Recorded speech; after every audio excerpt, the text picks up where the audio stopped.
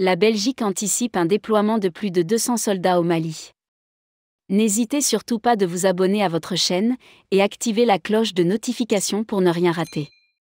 Salut à tous et bienvenue dans cette nouvelle vidéo. Militaires et responsables politiques belges sont parvenus à surmonter leurs désaccords et leurs réticences.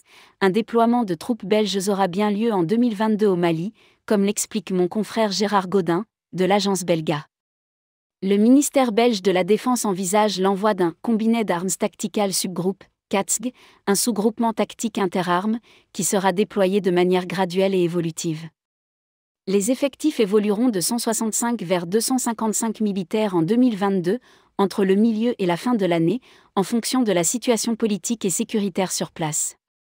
Ce CATSG, une unité conventionnelle équipée de blindés à roues, s'intégrera au sein de la TF Takuba, une opération essentiellement composée de forces spéciales, plus légères et plus mobiles.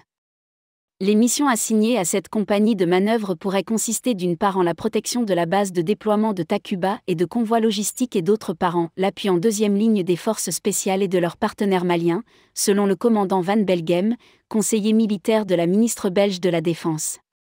L'analyse détaillée de cet engagement opérationnel inédit pour l'armée belge est encore en cours au sein de l'état-major de la Défense.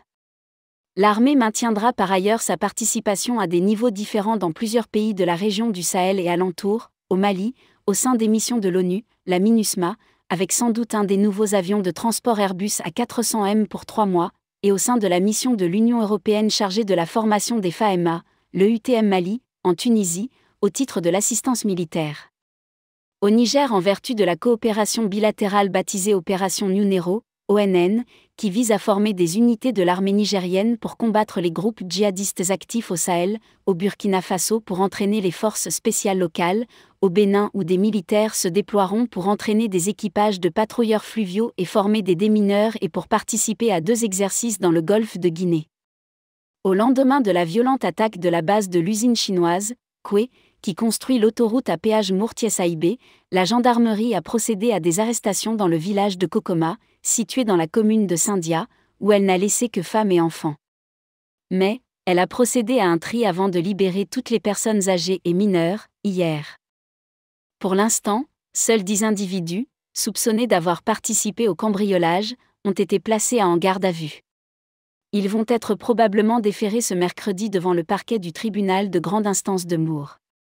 Cette arrestation musclée avait ému les habitants du village, notamment la fille du chef de village, Ouleka, qui a dénoncé la violation de l'intimité des fils du village de Kokoma. Après cette attaque au niveau de l'usine, nous avons été réveillés par la gendarmerie, armés jusqu'aux dents, vers 6 heures, tous les hommes du village, même les plus petits, ont été réveillés et arrêtés avant d'être acheminés, les uns à la brigade de Sali et les autres, à une destination inconnue. Un geste que nous n'apprécions pas parce qu'il n'y a aucun motif pour procéder ainsi. Ils ont arrêté des personnes qui devaient aller au travail, ils sont entrés dans nos chambres pour jeter nos matelas dehors, comme si nous étions des délinquants ou des criminels, regrette-t-elle.